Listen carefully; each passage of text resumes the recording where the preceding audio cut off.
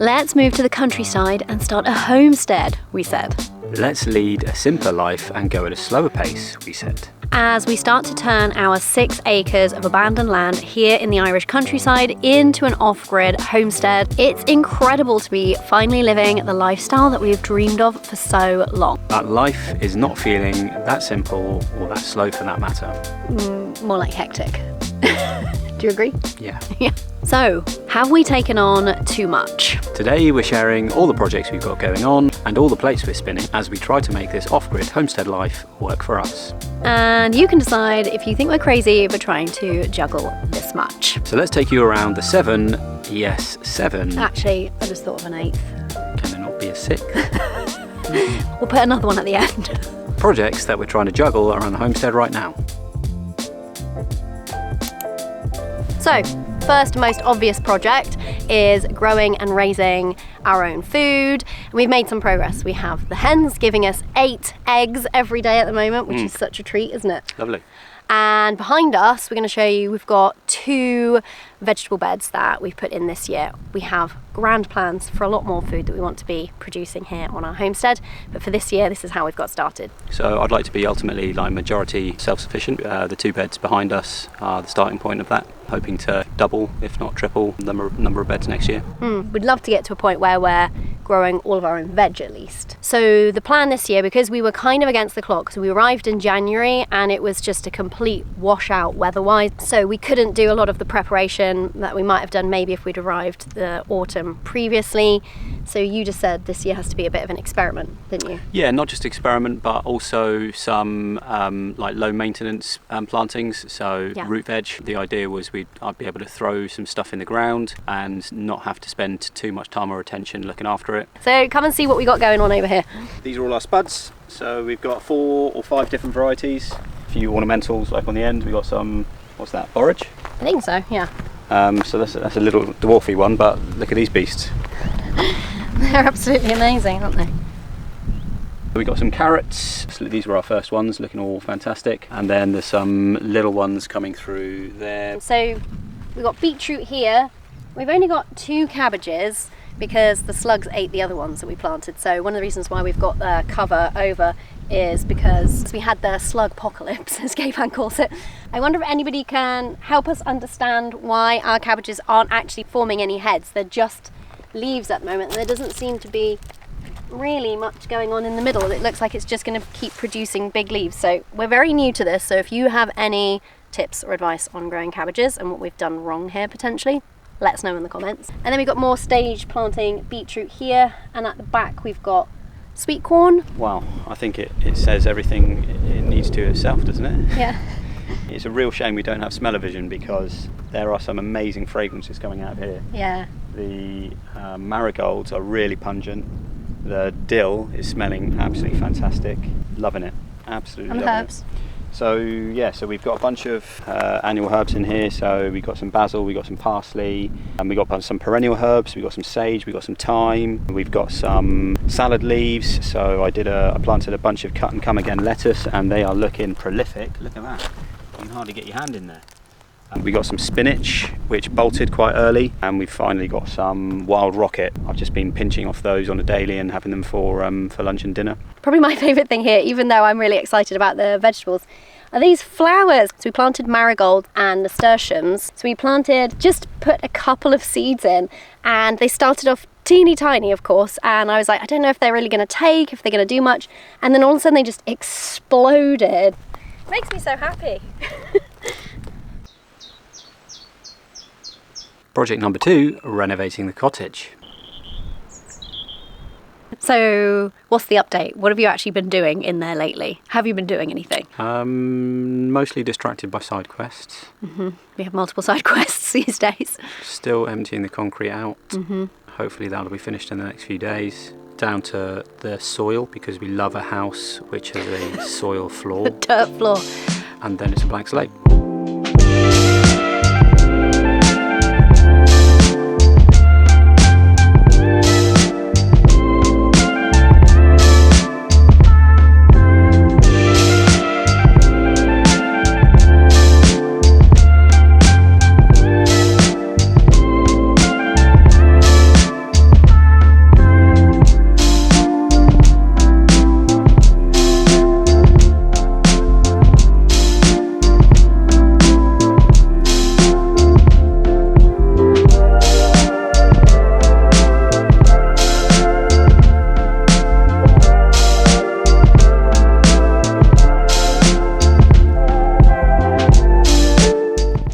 reasons why progress isn't particularly fast in there is because you might not all necessarily know this, but if we take you over here, we'll show you what Kayvan's actually doing most days.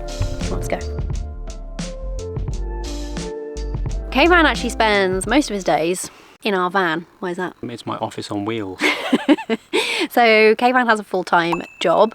Well, tell them what you do. A software developer. And he works full-time and remotely from his office on wheels. So you're a bit of a weekend and evening warrior, aren't you? I have been for pretty much most of my adult life. So what they don't know is that we only had pretty much just finished the really long, drawn-out renovation on our 1930s home back in the UK when I was like, should we move to the countryside now? Start another project. And what did you say? Well, I was down with it, but I said I've literally only got one more renovation left in me.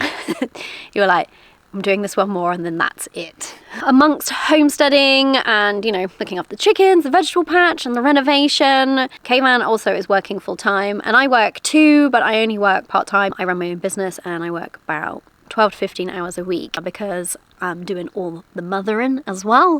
I don't necessarily have the time to do all of the fathering either, so you're doing some of that I'm picking up the parenting slack, because you're picking up the reno slack. So when people give me for not doing that much with the reno, I'm like, well, I am doing things.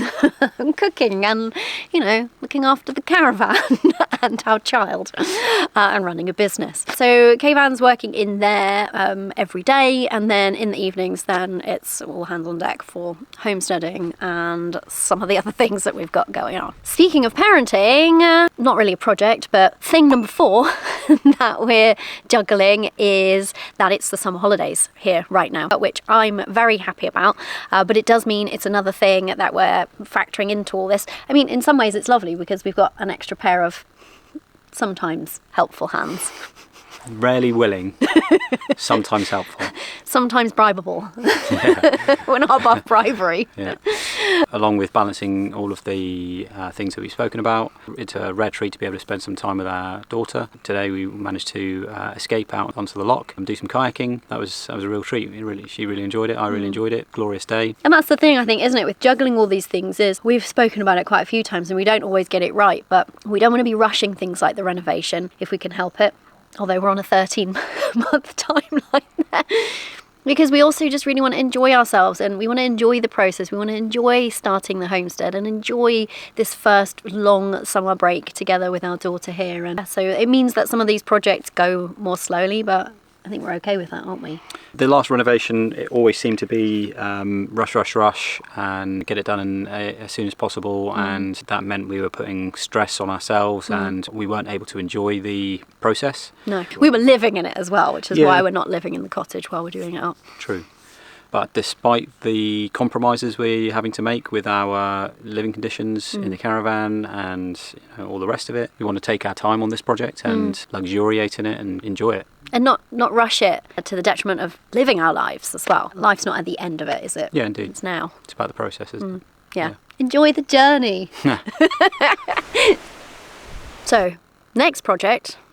What number are we on? You added an 8th on. Project number next is bringing more of this abandoned land back into operation. So the first 2 fields were completely overgrown. The grass was like 3 to 4 foot high and I had no way to actually mow it. A normal garden mower just literally doesn't cut it. Doesn't cut it. Hey, dad joke. I spoke to a local gardening firm and came round, gave us some options, and he gave us a quote which was too much. Yeah, it was pretty silly money, but the terrain is awkward and he had to bring some big machinery down here and all the rest of it. He's trying to make a living, he's got expenses and all the rest of it. So we don't judge the quote, we just couldn't swing it. Yeah. It wasn't worth it just to cut some grass. Well, we couldn't do anything until it's cut because it's more than waist high. I mean, for a hobbit like me. Yeah, obviously. He highlighted something that many of you highlighted, which was just get some grazing animals in here, and goats are at the top of that list. I don't know if they would be able to tackle necessarily 3 or 4 foot high grass to begin with, but we spoke to a few neighbours, and one of our kind farmer neighbours came along with a tractor and a topper.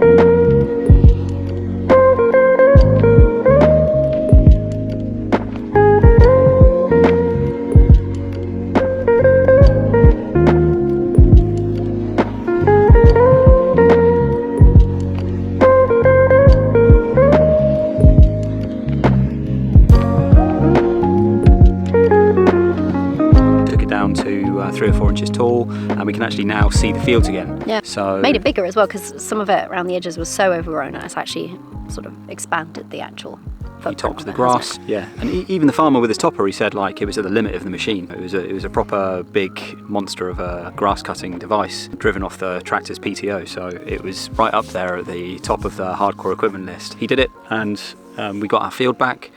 So then don't give it away. Okay. I have to like rein you in before you go. So we're securing the perimeters now, and we're going to be popping some gates on this field at the bottom there and at the top behind the camera, and we're going to be bringing something in. So let us know in the comments, what do you think it is? What animal do you think we're going to be bringing in next to the homestead? We're ridiculously excited. Before we move on to the next thing that we're juggling, we're going to do something new here, which is comment of the week. I feel like we need some sort of jingle. Comment of the week. Comment of the week. I'm not going to join you then. Join me. Because we absolutely have been blown away by the lovely comments that so many of you have been leaving. Kayvan gets on his laptop after, his work and the projects, and we have dinner and we sit around. You quite often then bring in your laptop and start answering some comments and then reading some of the lovely ones out to us. And it's just been so nice, hasn't it? Yeah, really cool. It's really a pleasure to hear from everyone. Really interesting to hear from people from far-flung destinations. Yeah. Where we have folks from lots Caribbean. of Caribbean. Hello. We've had a Ukrainian. Who else have we had? Lots of Canadians. Yay! Which I don't know if the Canadians know this, but I am actually Canadian. I may not sound Canadian, but I was born in Canada and I moved to the UK when I was 5 or 6. So yeah, so that's kind of cool. And every time I've got to respond to the Canadians to say, oh, did you know Corrie is from Saskatchewan? Corrie is one of you. I'm always like, how the hell do you Saskatchewan. type Saskatchewan? So here's our comment of the week. Hi, Stan in Japan. Thanks for your comment. We liked it so much, we're going to make it comment of the week. It's nice to know that there is a utility vehicle in Japan called K-Van, after my birth name, of course. It's also nice to know that it's useful among rural and semi-rural folks. It's exactly what we could do with another one of me here. A K-Van driving a K-Van. That would be ideal. Thanks again. Keep following along and keep commenting. We enjoyed it very much. Thank you all commenters. Yes. Particularly comment of the week. Which leads me to the next thing that we're juggling, which is this YouTube channel, of course. It is a lot of work, not gonna lie, to make these videos. We're trying to get into weekly, but as you can probably understand with what we've been describing to you, it might not always happen, but that's now our intention, to keep you more up to speed, more up to date with what's going on, because things are moving quite quickly around here now, especially with things like the harvest and stuff like that. It's it's a productive time of year. Look at our massive radish. So that is another thing, though, another plate that we're spinning, but we're so glad that we've done it, because we've been absolutely blown away by the community that's just sprung up around this. So we're so glad you guys are here and joining us for this. Like, it's literally just so heartwarming, isn't it? I mean, I really wanted to do it from day one, but it was just too much just after we landed, and I hope we've done a good job of catching you guys up on the last 6 months of us being here, and hopefully it's given you a taster of all the cool stuff that's to come. So thanks for being here. We're just so grateful for you guys, and yeah, just love you. You're like part of the family now, aren't they? It feels like this massive global family that's just sprung up here with us. What I think we're planning on doing maybe in the next month or so is we're going to pick a subscriber number goal. We had a different goal in mind, but we already surpassed it, so thanks. So we'll announce that on the community page, and then when we hit that goal, we'll do a live stream. So I think that'll be so fun to actually like engage live with you guys. So if you have some suggestions of a topic you want us to cover, or some questions for that future live stream, drop them in the comments. Kayvan will make a note of them. And yeah, I think that would be so fun, just to kind of celebrate this community that we're all part of here now. So you might remember from a previous video that Kayvan loves a side quest. Kayvan's side quest. The thing to know about Kayvan is that he's a multi-project kind of guy. never known to be happier than when he's got at least 3 projects on the go. You've got side quests coming off your side quests coming off your side quests right now. So behind us is our predominant side quest, I guess we could call it. Side quest number 1. Side quest number 1. And we've had some progress here. So you got started here with the mini digger when we had it in to drill up the concrete floors in the cottage. But give a little update, what's been happening? The lads have been in, we laid a concrete slab.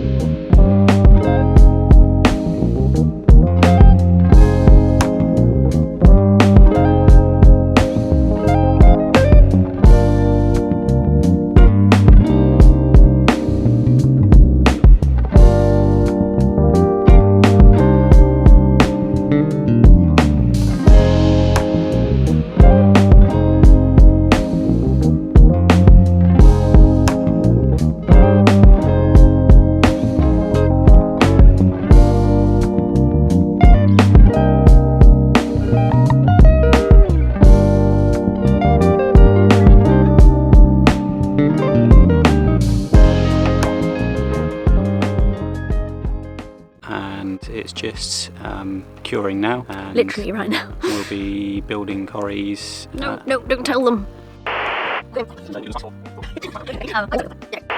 So the thing that we're going to be popping up here is a little wooden, I guess, she shed that's been sitting under some plastic, but it's really going to function as a sort of temporary office for me. I think we'll end up probably just with like a shed there eventually, won't we? But for now, or soon at least, I can actually have my own office because I've been running my business from the table in the caravan, which is also the dining table, and I sit on what is also our daughter's bed, so it's unideal, isn't it? It's definitely on the not ideal list. Speaking of side quests, Kayvan actually left the homestead on another side quest recently, and we're going to be catching you up on that in the next video. Might die. Please don't die. This side quest involves us trying to solve a problem by buying something that's, quite frankly, a bit ridiculous. Do you agree? There aren't many people who would solve this in this way. We solved it in an unorthodox manner, and it was a nightmare to solve in any way. And I've been procrastinating and putting it off for, well, pretty much since we landed here. Donkey wants to say hello. We didn't buy a donkey. I finally pulled my finger out and solved it in the ridiculous way that we're referring to. And yeah, side quest number 2. I think this was the 8th. This was the 8th one. Was it? This was the 8th thing that we're spinning. Right. So. Not anymore. Done. Not anymore. Done. We ticked it off the list. Kind of. Well. No, you'll see. Yeah. You'll see. So join us in the next video for this particularly special piece of bumblefuckery. That is a thing now. Should we get merch? Oh. See you next week, guys. Bye. I hope I wasn't mouthing that along with you. That would be embarrassing. Cheesy. You started at 4 and you're just making numbers up now. No. You laughed so hard you spat. Did I? Why? I find the sound of you smiling. The sound of me smiling? It's a sound I'm not used to. Oh, that's perfectly understandable.